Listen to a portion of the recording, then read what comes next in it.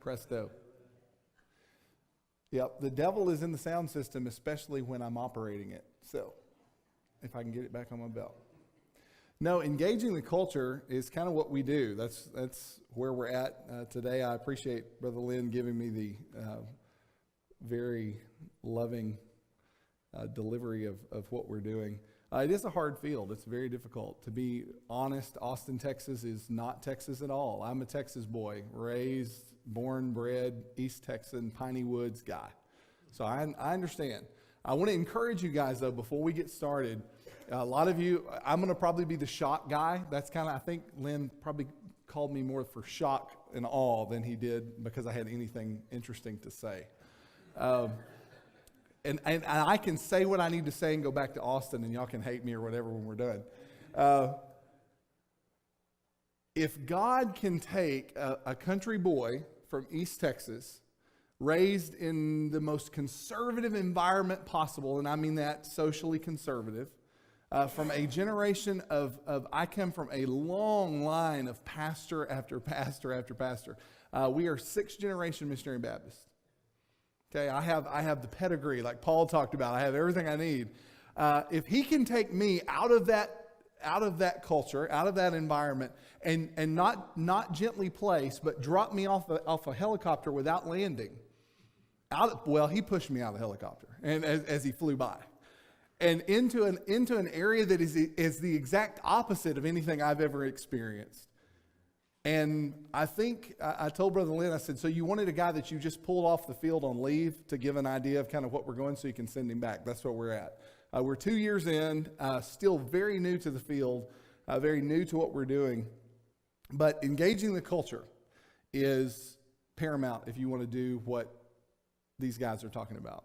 If you want to actually revitalize, replant, or start a work, the doorway is the culture. And that's what we're going to look at today. So what is the culture? That's the question. That's the $1 million question that I know here in America that we are asking, because we are in a position as churches that if we don't find the answer to this question very quickly and do it with grace and love and with all that Christ has given us, all the tools that he's given us in his word, we're going to lose it. We're going to lose the generation. We're going to lose the next generation, and we're going to wake up a country that is closed to the gospel. That's what's going to happen if we don't figure out what the culture is. I'm going to give you Merriam-Webster's definition. The customary beliefs, here's the definition of culture. The customary beliefs, the social form, material traits of a racial, religious, or social group, and this is the big, I underline this one, or the characteristic features of everyday existence. Now, that last one actually made sense, didn't it? We have been kind of told by the media and by well-meaning pastors that the culture is the enemy, right? Have you preached it? I've preached it. I'll be honest with you. Before I went to Austin, culture was the enemy. I was taught we were at war with the culture. So what's the culture? Culture is what makes us who we are.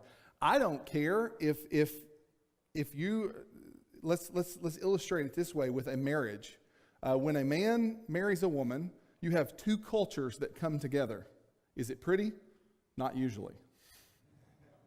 The man has a certain social aspect, a certain racial aspect, a certain religious aspect that he operates under, that he's been operating under since he was born. He knows it well. It's very well, he's acclimated to it. It's very understandable. He doesn't have to have this cue card that he carries around with him that explains why he is who he is. He's very well acquainted with himself.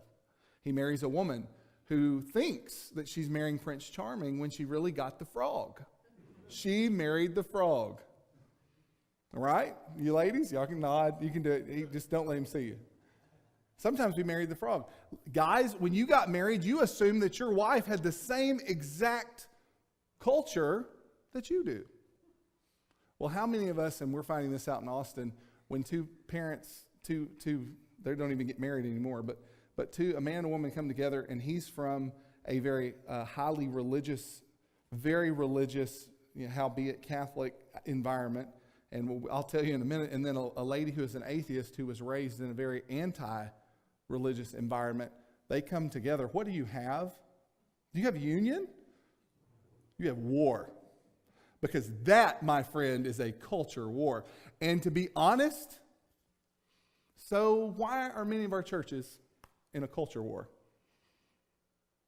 Missionary Baptist churches, and I'm just going to say it because I used to pastor a church that is at war with the way that our people do things.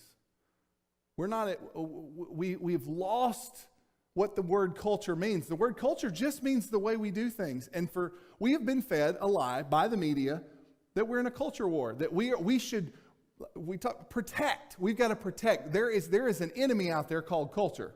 And it is bound and determined and hell-bent on destroying God's churches. Is that not what I've preached it? I'm going to be honest. I've preached it before.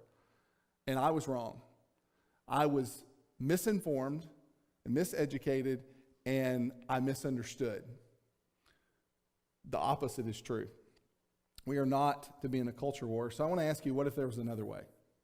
What if there is another way of reaching a generation without being at war? Jesus did not spend his ministry warring with everyone around him. Who did he war with? You said it, the religious leaders. Guys, let's just be honest, the pastors. Who did he have the most trouble with? The pastors of Israel. Now, they didn't have churches like we have today. They had synagogues, which are worse. Those rabbis were in complete control of their communities. They were the leadership. They were the pulse. They understood the culture, and they used it. They misused it. They took the law of God that he had given to guide people to him, and they had perverted it in a way to control people, to get them to operate a certain way. So Jesus was not so upset at people who were underlying, who were messed up, who were broken. He was more angry at the pastors who had taken the culture, hijacked it, and declared war on the people. And I'm going to call you on the carpet because I had to come to this conclusion before I went to Austin. Are you in that camp? Have you declared war on what God has, the greatest tool God ever gave you for evangelism? Because if you are warring against the way people do things without understanding why, the who, what, where, when, why, you are missing out on one of the greatest evangelical or evangelizing opportunities that you will ever have. And they will pass you up and they will go to hell without ever hearing the good news. So what if there's another way? Pick this. You can go to the next slide. Engaging the culture. We're just going to do 3 major things. And there's a lot of stuff within these, but we're going to go fast. This is kind of where I live. If you can see the picture, I picked it because for the shock factor. Sideshows by the seashore. Just read some of these signs. Sideshow school. They teach you how to be a freak. It's a creep show at the freak show. My goodness.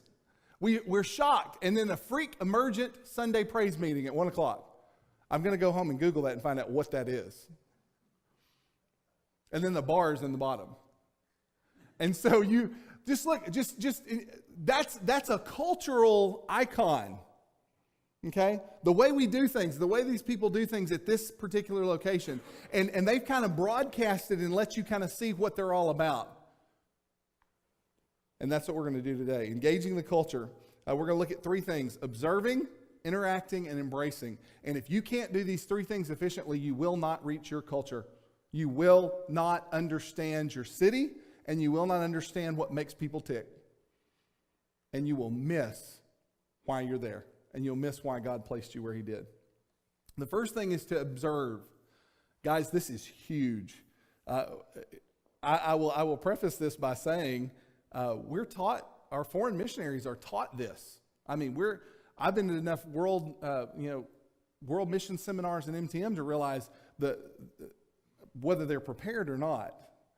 A guy going overseas is prepared for this.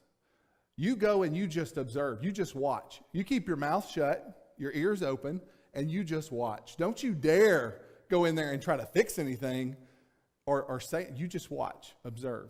How many of our church planners in the States are told the same thing? None. I was never told. I thought I was an American. You know, Americans have the right to speak into any culture and tell them what they need to do to fix it, right? I mean, we do. I was told that by a Taiwanese couple that is coming to our church now, and I'll talk a little bit more in just a second about observing their culture. Culture is not a dirty word. It is how we do things. It is who we are. It is the very fabric that makes up your identity. So stop, and I'll ask you this, just stop beefing on our culture. Because guys, there's pieces of it that are in you. The very things that you are trying to fight against and war against shaped you. So before you throw the baby out with the bathwater, let's observe. Let's look at some things. For guys, for you are here who are trying to revitalize and get Mississippi back on track. You need to find out what Mississippi is. See, I just dropped those two S's and I didn't even say a Mississippi. I'm from the South. I can do it. You've got to observe, guys. You are going to have to spend some time getting to know Mississippi again. Because whether you guys recognize it or not, Mississippi changed. And our churches didn't. The train left the station and we were sitting there waving goodbye because we wanted to stay in the 50s. We liked what we had. And guys, it was good. There was a lot of good things. My dad is from the builder generation, and he tells me stories about revivals where the house was packed and they didn't even send out any Facebook messages. They didn't have to pay for ads. People just showed up because they were excited to hear about Jesus. Wow, that would be fun. It's not going to happen, guys. That train's left. That train has left the station. It is gone, and I'm pretty convinced it's not coming back. Not in this generation anyway. So what do we got to do? We've got to observe and find out where we got off. And God is so good about allowing goof ups and letting us start over.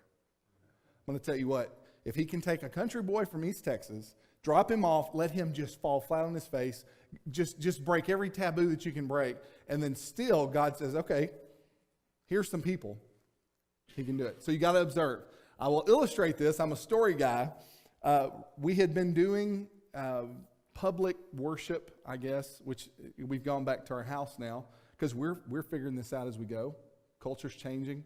There's so many people in Austin that do things so many different ways, it's hard to ever get on track with what anybody's doing. But we were meeting in a public space. We had done flyers. We had done everything we're told to do. Nobody had shown up with just the exception of a family or two. So one day, I'm leading, we're done with worship, and I'm up there preaching, and all of a sudden this family, this Asian family walks in, and I don't know them, and she just stands there and just freezes, and she says, "Is it okay for us to be here?" And I'm like, "Well, yeah, go ahead and come on in and sit down." Well, she comes in with her husband and her son, who's about 16, and they sit there and they listen for the rest of the service. And we're done, and we get finished with the invitation, or whatever we did. I don't even remember now what went on.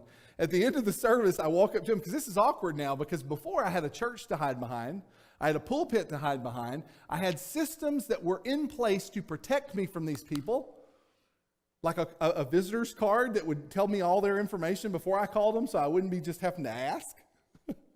I walk up to these people, and I said, "Hello, my name is Scott Jones. How are you? It's good to have you." And she just stares at me. And it's like, "Well, how did you hear about us?" She said, "I saw the fire. I saw the fire." And I just, "What?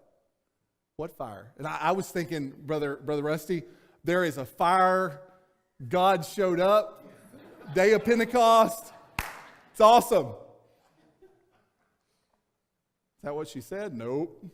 And I kept asking her, and she just kept saying it. Flyer. That's pretty obvious if you're not from East Texas, and you understand that there is a brokenness in the. I saw the fire. And I'm like thinking, what fire? Is there a fire? This is Austin, Texas. I'm not supposed to make goof ups like this. In America, I didn't even go overseas. I didn't even have to learn a new language. And here I am destroying this first impression.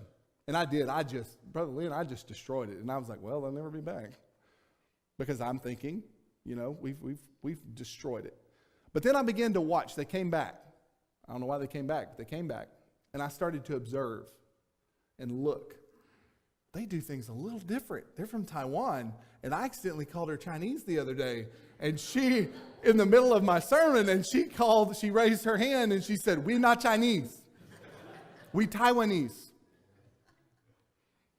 The sermon shut down because, no, sir, we are an independent republic.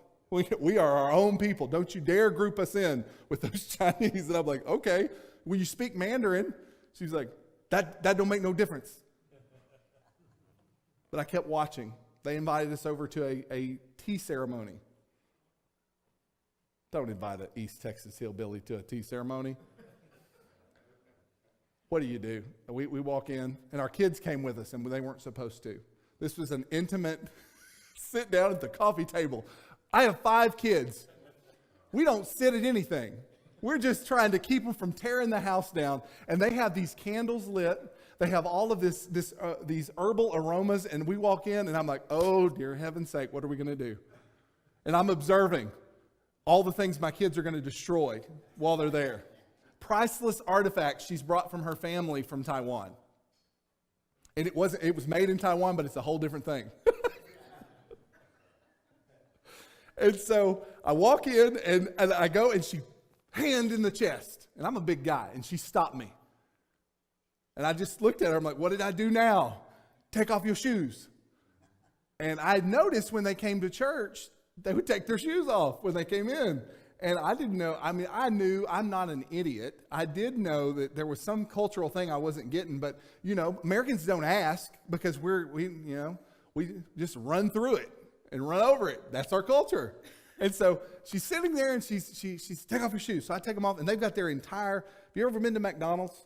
You seen the little shoe caddy thing? They have one at their front door with every pair of shoes they own. And I'm standing there thinking, that's weird. I'm observing, looking at, why would anyone put their shoes at the front door? And then she later told me, why would anyone put your shoes in the closet? They're nasty. They're full. You've been walking around all over the world. Why in heaven's name would you put them with your clothes? You see? My culture was totally different. We looked at it, why in the world would you clutter up your front entryway with all your shoes? And they're looking at the whole hygienic reasons why you wouldn't. And I'm thinking about putting all of our shoes at the front door. My dog will chew them all up, but hey. But you begin to observe. They brought us in. We had tea. I sat down. And she put the tea in front of us, and she did this whole cool swap thing and all these aromas. And then said, okay. So I got it, drank it. Nope. She screamed, no, wait. You need to smell it first. And I was like, smells like tea.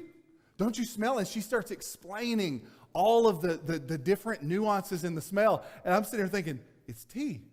I don't even like tea. I'm observing. I'm trying to observe, but I'm like getting left behind. I don't get it. My wife's over there being like, she was just killing it. She was like, just doing all the stuff. And I'm sitting over there like, well, I done drank it. I hope I never get called overseas because it's going to be bad. Just say, I'm going to be like the comedian of the ABA. And so we're sitting here thinking about what are we going to do now? I'm trying to recover and be the pastor because, I am the pastor. I've got some clout, and I've already stepped on every single cultural barrier that you can and just kicked it down and walked in there. And so they've been here for a long time, so they understand, the way we are. So we're getting finished, and then at the end of it, she sits there, and we're the 4 of us are facing each other at the coffee table. The kids are running around tearing everything up because nobody's watching them. I'm like, do you have a babysitter? No, just let them go. I'm like, no, that's not going to work. And she said, how do you feel? I'm like, oh, no. Now we got to talk about our feelings. I'm like, I feel embarrassed. I feel absolutely railroaded. I feel like I've culturally embarrassed myself, And she says, no. How do you feel? The tea. And then I was like, I actually feel pretty good. What was in that? And then you start worrying about what was in it. And so we got to talking, and she slowed me down. And at the end of it, what we did, because I was forced to observe, I was forced to take a culture that railroaded me, absolutely destroyed, because I'm an American, guys. I was a deep South. I know how it's supposed to be. And they just, no, it's not. No, it's not. Guys, if you're going to reach your culture, if you're going to reach Mississippi, you have to be willing to just face plant. How many of you guys, by a show of hands, are willing to face plant in front of your people in your community? You're not going to go very far if you won't face plant. You must put on the clown shoes. You must be willing to be vulnerable and let them see how dumb you really are. And it'll open some doors. So observe what you're doing. The next thing is interaction. And I kind of got a little bit into the interaction stage of it. Once you've observed the taste, the see, the touch, we all get this overseas because it's so absolutely obvious, you know? Brother Rusty, it was obvious that there were differences. I mean, we don't see it here, especially in Mississippi and then in Texas and Alabama and places like Louisiana. We don't see the nuances because they're around us. We grew up with them, but they're there. And they will bite you just as hard. Brother Lynn talks about Australia being a horrible one of these. You think that you're going to Australia and they're going to, yeah, I get it. I can speak English. And you find out that that's not the English they're speaking. Besides the accent, you've got a whole bunch of nuances that you didn't even know existed, words that don't even make any sense, and then the culture comes up and hits you. Well, it does that. I think that's doing it here. The reason our churches are so lethargic and so anemic is because we are scared to death to make fools of ourselves for Christ. I don't get it. What is YouTube? You know, what is this? What is Instagram? How do you know, what does a thumbs up mean? You know, and those things are things we take for granted. My generation takes for granted that everyone understands. And so when you guys who are older don't understand, what's your first impulse? Well, if I don't understand it, get rid of it. Well, what if you tried? What if instead of when you observe something that you don't like tea, that's flowery and flavory, and I have to tump it back and forth and not spill it on the coffee table and get all upset and angry and flustered, what if I stopped and said, would you teach me? Let that sink in. You are not God's gift to your field. I hate to break that to you. God's breaking me now. You are not the solution to the problems in your community. You don't have the answers. Guarantee you, man. You have a ninth grader say that his father killed his brother-in-law's wife, and he's going to jail. He said, my only future is jail, prison. He said, because, you know, I'm going to jack somebody up. I'm going to kill him. I know. My temper, I can't control it. Blah, blah, blah, blah, carrying on. What do you do with that? Do you have the answer? Tell him the answer. Say it's Jesus. He may knife you. Be careful. When you observe, the next step is interaction, and the only way you can interact is the way that you tell your first grader. What do you tell your first graders and your kindergartners the first day of school? Play nice. Do what? It's right there. I know you're thinking it. Listen and obey the teacher. But when we get out of high school, we forget that. When we get out of college and when we become pastors, we think that we're the teacher. What if, guys, here in Mississippi, you started saying, okay, I'm going to let the way that people do things, I don't understand it, I don't even like a lot of it, but I'm going to give it a fair shake, and I'm going to figure out what makes these crazy people tick, and then I'm going to start asking questions and saying, teach me. Teach me. I don't get it. I don't understand why you want your shoes at the door. That just totally blows my mind. And she told me because I asked. She laughed at us the way we did the tea ceremony. But you know what? She invited us again. And then I brought some friends with us who got to do tea party. My wife's parents came, and we had a tea ceremony with my wife's parents. Now, I'm pretty good at tea ceremonies, Brother Lynn. I at least know to flip the tea, take a smell, and wait. Because she said, you know what? the waiting is what builds the suspense. And I missed the point. I thought it was drinking the tea. It's not drinking the tea. That's not even the point. The tea is just the distraction to get you to slow down and enjoy the process of communication, where that you spend time interacting with each other and building relationship. Boom. That was what it was all. Did you see I just did boom? That's kind of going out. I still do the fist bump with the open throw, and that I had a kid the other day in the hallway tell me, "That's stupid. That's not cool anymore. You do this. It's just a straight drop. If you do that, it's weird. You're like an old dude."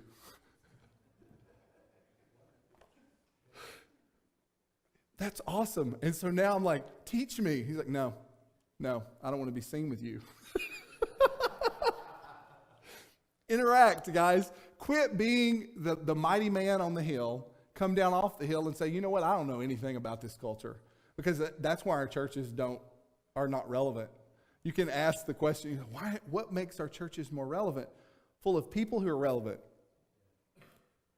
Because churches are people, right? It's not a building. You don't have to have a building to be relevant. All you got to do is have people willing to go out. And relevancy is only just being valuable. How valuable? He asked this. If your church closed, would you cease to, would there be a tear shed? If you're valuable, it would. But where's your value? You've got to learn to interact with people. Jesus spent 3.5 years. Why do you think, and I've struggled with this question, why did Jesus not have a synagogue? Was it the thing to do? Yeah.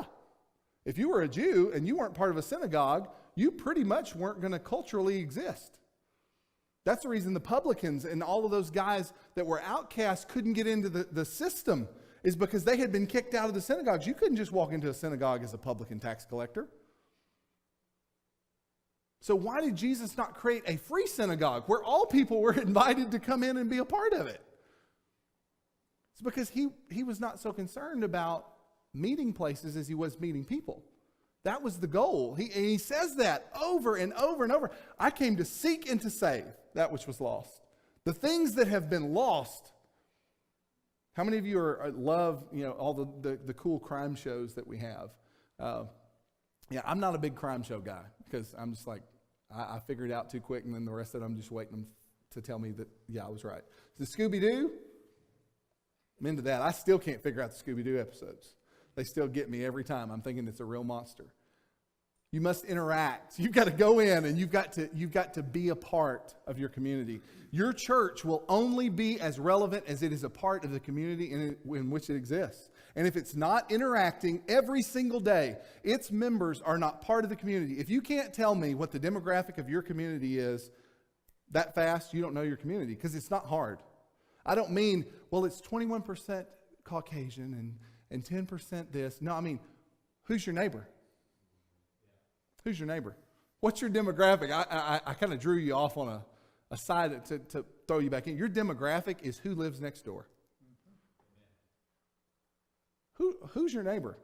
Who's your neighbor?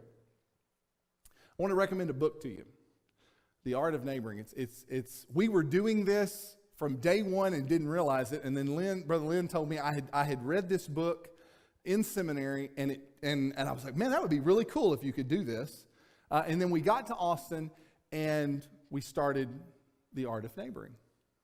Amazing book. I'm telling you, you read it, open your mind, because you're going to read it, and the first thing you're going to do is, I don't even know them people. They're not missionary Baptists. And I know, guys, it's there. I have it. It's in me. I was telling you, I call it the big Baptist wolf.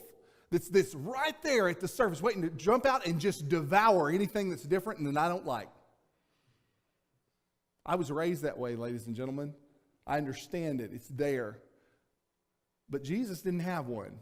He said he did everything but yet without sin. And guys, we've got to call it what it is. When you jump out like that and destroy the culture in which you live, and when you are very quick to find everything wrong with it, you are sinning. God gave us culture. He gave us the way we are is the way He allowed it to be. Or is everything in culture good? Absolutely not. There are some things in our culture that are sickening. But you can't deny that they exist, and you can't like I said, throw the baby with the bathwater. You got to find what works. Because I'm going to tell you, your culture will be your medium to evangelism. Amen. You will use your culture more effectively to share the gospel than you will any other tool in your tool belt. You can share Jesus without fear. You can do the Roman road. You can just quote 1,000,000 scriptures all at one time. But unless you can connect with your neighbor, you will not win them to Christ. You won't. Now, granted, there are a few people that get lucky on an airline and win somebody to Christ. But by and large, the way people are won to Christ is through a person who cares, who is representing Jesus who cares enough to care, to share Christ, maybe not tell him the Roman road the first time they meet, and then say, well, I told you. You allow your who you are to be poured out. You pour yourself on everybody you meet, and it is exhausting. He talked about the price. I've got it good. I live in the food mecca of the world. I mean, there's a place that sells stuff that you get everything you eat on a donut. Rock your world, guys. It'll rock your world. You eat a donut with a potato flake pancake, chicken fried steak, sawmill gravy, and habanero blackberry jelly. You will never be the same. And y'all know what I'm talking about. So I've got it good. I can't gripe and fuss. But you know what? I live in a culture and the way we do things that is so absolutely contrary to what is truth that it will blow your mind. I'm going to talk a little bit more tomorrow about those things. So get this book. The Art of Neighboring. I want to illustrate it very quickly. What he asks you to do there is to, rather than talk about the people in your community and we group them together, we need to go out. I've preached it. We need to go out in our community and reach the lost. Well, that's a shotgun approach. Who's lost? Everybody. We'll go reach everybody. Someone who reaches everybody reaches no one. You've heard that before in other contexts, but it's that one. If you are after everyone, you will reach no one. But there is someone that God has placed in your life, either you know or you don't know, that you could just go introduce yourself to. Go up to somebody's door. This is the first step in the art of neighboring. Then you run away because, well, we chickened out. Open the door. You can pretend to open the door. Do you think I'm going to open the door? What do you want? Exactly. Hi, my name is Scott Jones. Before you shut the door, hold on just a second. I'm your neighbor from across the street. I know this is weird and freaky because if we've got all these salesmen coming around. I just wanted to introduce myself. I know we've lived here 6 months, and I've said nothing to you whatsoever. But that's really kind of stupid because since we're neighbors, we live together. My name is Scott Jones. What's yours? Joe? What's your last name? Morrell. Okay. Thank you. It was nice to meet you. I won't take any more of your time. It was good to meet you, sir. You walk away. Then you go home and you write Joe Morrell on the refrigerator. That was the hardest thing you've ever done, right? All you did was just ask for his name. But it is one thing that we have not done. Pastors will not go, and they want to knock on the door. How can I pray for you? And don't get me wrong. Don't get me wrong. Praying is a wonderful thing. But do you know who you're praying for? What if you ask their name first? What if it was your neighbor who you can't just knock on the door, get back in your van, and drive back to Arkansas? Which is a good thing. We've done that with our neighbors. Some of them now avoid us because I've introduced myself. And I have this cute little sign that's crazy that says our church thing in the front of it. We go there. And now every time my next door neighbor across the street sees me, he runs back in the house. Some will respond, some won't. But we've got some other friends down the street, and I'm going to tell you about them tomorrow, that God has placed in their life that are as broken and as ruined as anything I've ever seen. And God is letting us pour into their lives. So the art of neighboring starts with just a knock on the door. And if you can psych yourself up, he says do 8 to 12 of your neighbors. That good grief. Start with one a month. Just go to one neighbor, and you're like, well, I live on a rural street. Well, it won't take you very long. And there could be dogs, so just, disclaimer there. But what about the feed store? You see this guy that you walk in, y'all pass, hi, how you doing? I'm doing good. How are you doing? We're doing well. And you walk on by. Stop him and say, I know we have passed each other 50 times, and I'm sorry I don't know your name. My name's Scott, by the way. You've gone from stranger to acquaintance. You've observed that there is this guy that you keep seeing, that you keep ignoring because you don't want to ask him his name, because if you ask the name, guess what? He's no longer a stranger. When Jesus finally committed, what always happened? I have to heal him, I have to tend to him, I have to take care of him. Jesus said, go, love me and love your neighbor as yourself.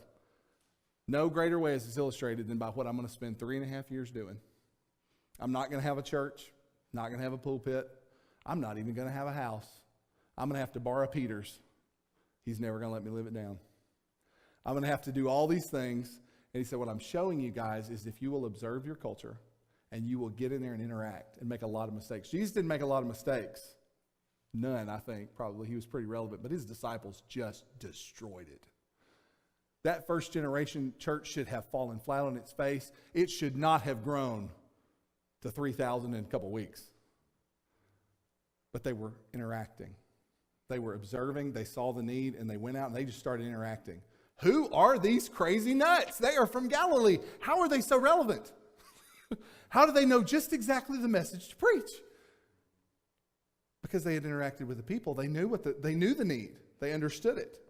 And lastly, then once you have observed, once you have interacted, then you can start the embracing process. And this is huge. We're just now on the cusp of embracing Austin culture. And you're like, well, I can't embrace something that ugly.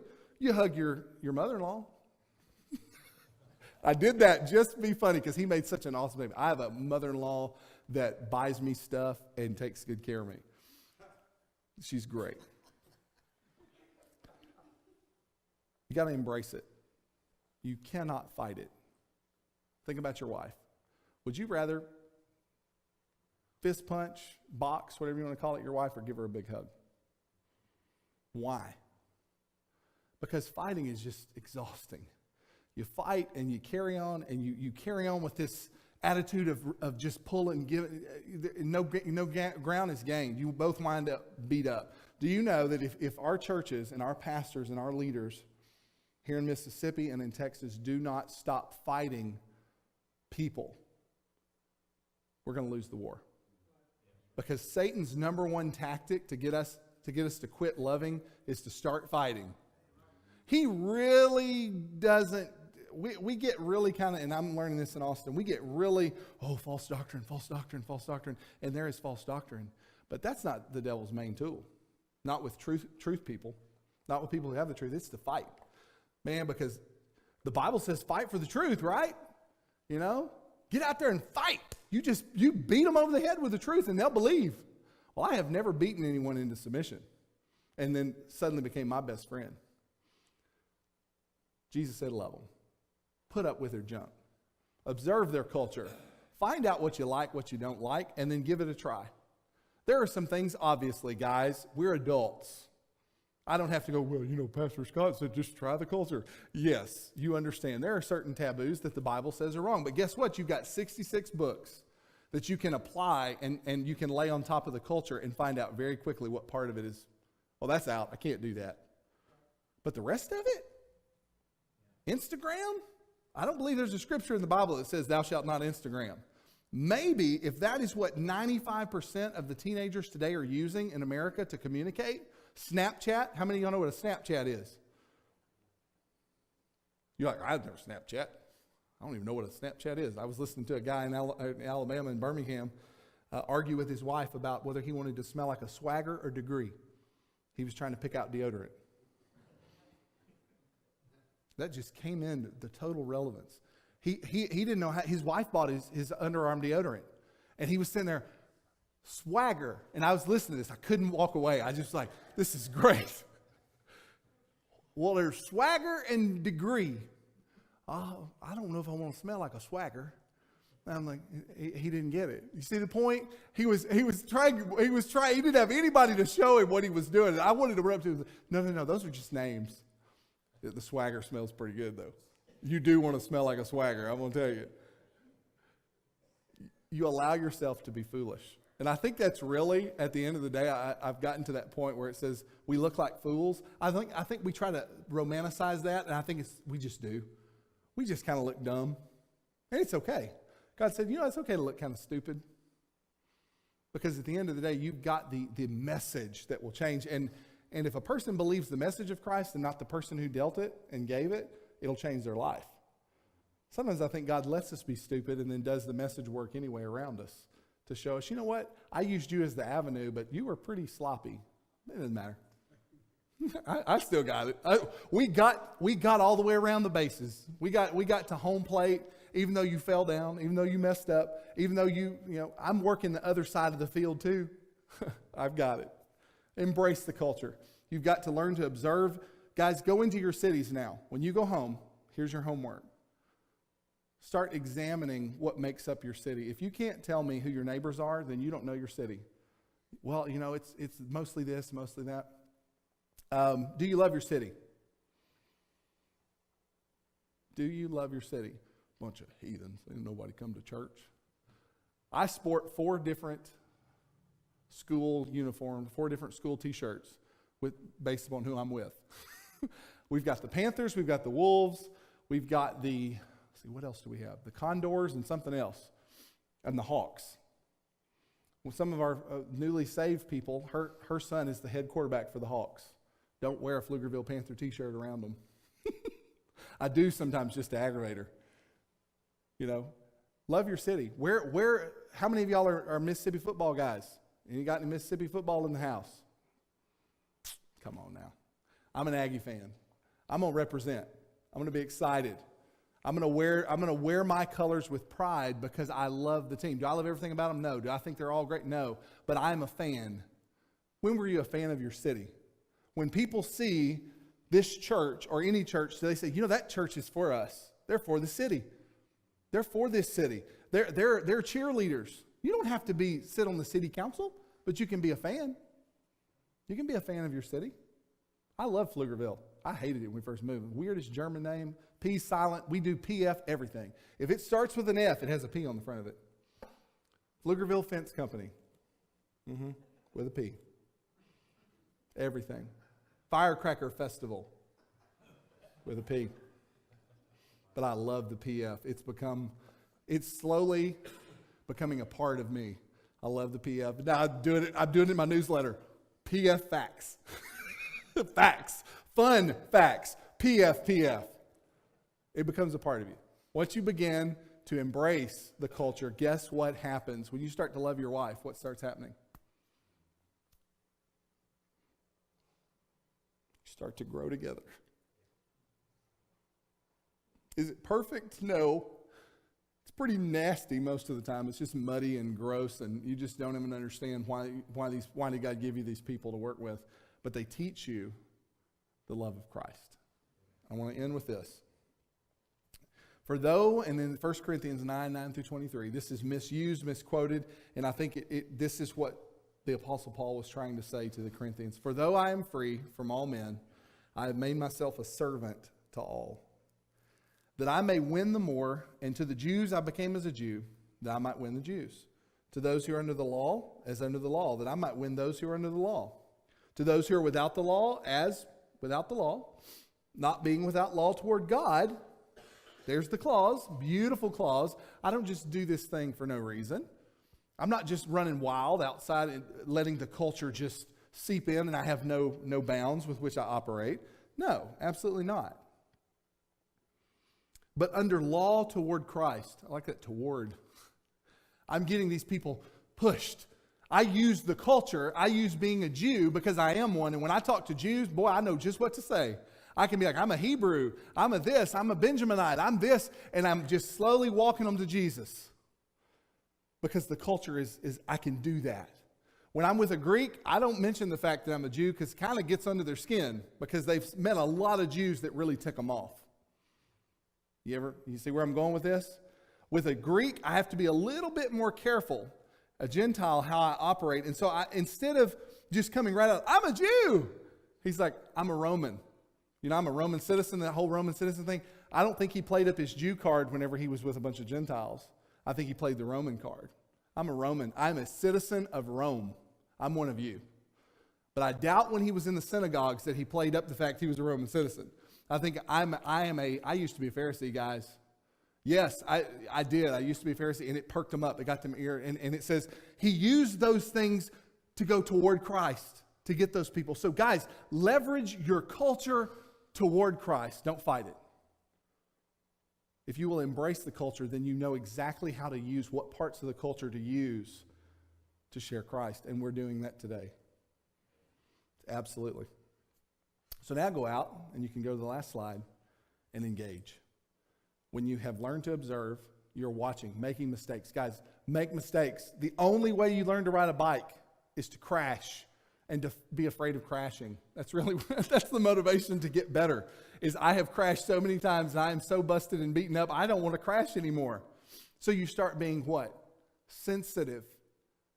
You start paying attention more to the movements. Do you realize this? Do you see if you will be observing, you're starting to pay more attention to the things you're culturally sensitive. Is that not what the atheist community says that Christians are they get on us the most about? We are culturally insensitive and disconnected. Well, if you're observing and you're watching the way things are going, you are very sensitive as to the areas. I preached to an atheist for the last 3 months. I have preached Sunday morning, every single morning, to an atheist this close. She sits on my couch and I preach grace. But do I talk about atheists and how terrible they are? Man, if you just believe Christ. No, I preach the absolute truth from God's word, and I never bring up the fact that she's an atheist. And the lady sits there and they come back over and over and over because I'm culturally sensitive to the fact she doesn't believe in God. She has no concept of God. And so I have to be sensitive. I don't have to not preach the truth. I have to preach the truth harder. I have to be more inventive. My skill level has to go up.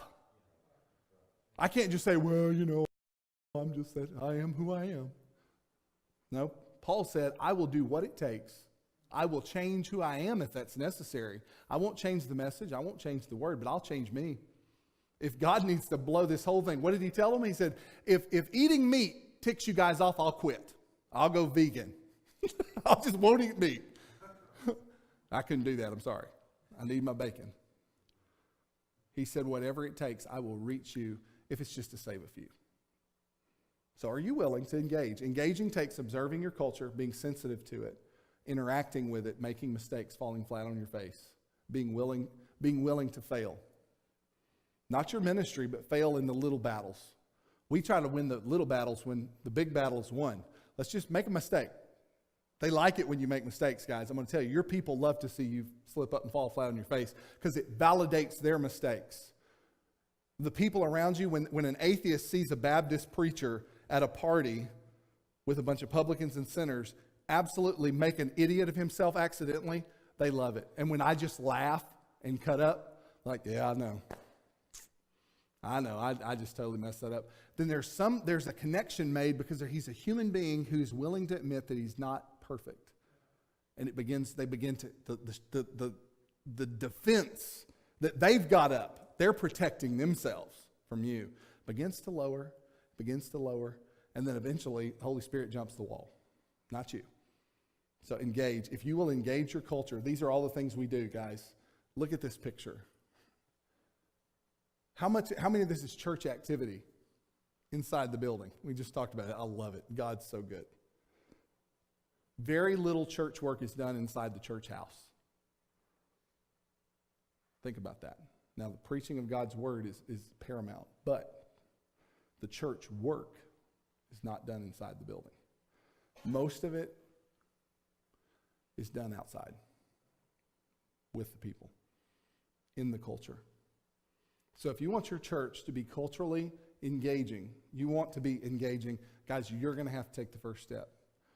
Your culture, American culture, is not coming to you. They don't want to be a part of what we offer because, to be honest, we don't offer a lot. They don't see anything they want to be a part of. And it is not because of the truth of God. I was telling Brother Rusty, I'm substitute teaching, and do that. You want to get culturally relevant real fast? Substitute teach. And do it right. Don't come in there, I'm here to watch you heathens. Go in there with a smile on your face and just laugh at their idiocy. You get the temperature, and you get to participate, and God does some cool stuff. He's going to change your life. He's going to change the way we operate. He's going to change. If you'll do this with your church, it's going to start with you, pastors. You have got to engage the culture. And let's throw culture out because it's such an overused word. Engage your community. You've got to engage your neighbor. Start small. Quit this big dreaming. Start small. Start with your neighbor across the street. Knock on his door. If you've never met him, what else are we here for? Go meet your neighbor. Then invite him to your house. And then I want to tell you a little something. When he invites you back, you've made it in. Something switched. Because culturally in America, if they invite you into their home, that means they're open to a relationship. And at the end of the day, and I'm going to close with this, to engage, Jesus said to love God and love others. And I preached this on deputation 130-something times, however long I did, every sermon. Love is a relationship. Jesus said, for God so loved the world, for God so desired a relationship with his kids, that he was willing to give his life for them. He said, I desire a relationship with you with your full heart, your soul, your body, your mind, everything. And he said, and like unto it, I want you to go out and have a relationship with others. Because that, my friends, is the only way the gospel gets into the heart. It's the only way it penetrates is through relationship. Thank you, guys.